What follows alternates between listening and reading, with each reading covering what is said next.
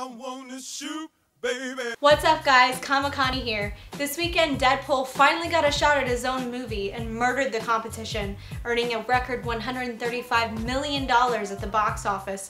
And frankly, I think Ryan Reynolds is just as surprised as you are. So in this episode of Nerdy Notes, we're going to take a look at the character of Deadpool, what you need to know to be caught up with the story, and my spoiler-free take on whether or not it's worth the hype.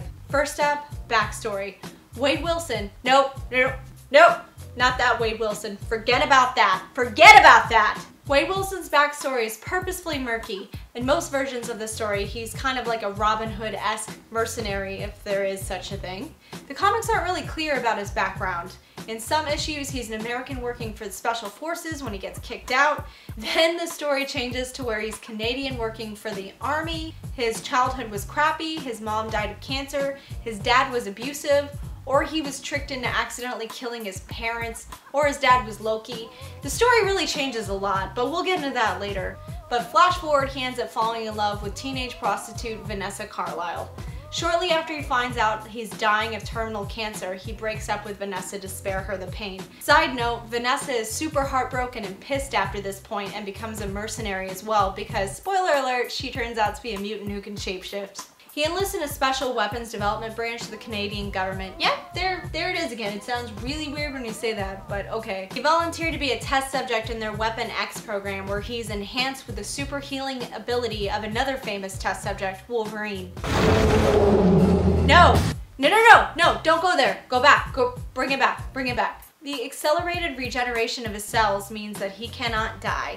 He's had his heart ripped out, he's had his head crushed and decapitated a bunch of times. His body just grows right back. Unfortunately for him, so do the cancer cells, which leaves his body disfigured. Wade doesn't last that long in the Weapon X team as they're unable to control him.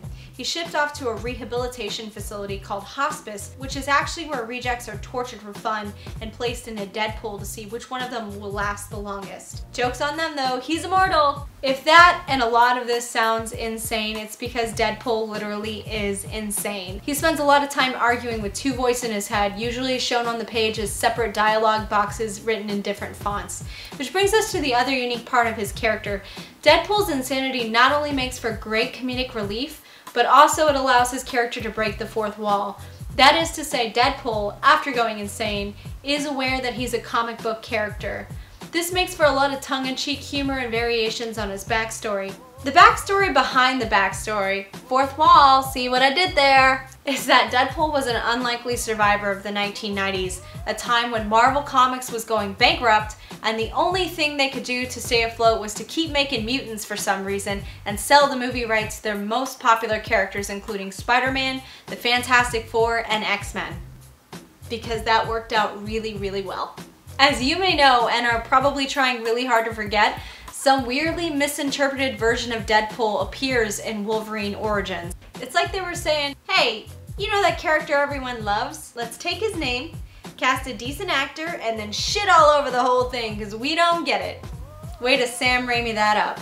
But Ryan Reynolds kept fighting for the chance to do Deadpool some justice, and the rest is history. So was it worth the hype? My honest verdict is that yes, it definitely is. If you think about how difficult it is to keep people engaged in a story in which the main character is constantly breaking the fourth wall, and if you think about the fact that the market right now is so oversaturated with superhero movies, it's crazy. The time is definitely right for real fans of the character to make a movie like this.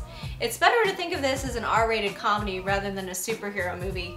It's got great action and fight sequences, witty dialogue, and some truly hilarious moments. Ryan Reynolds does a fantastic job, never thought I would say that one, of bringing some weight to a character that could have been written off as just a joke.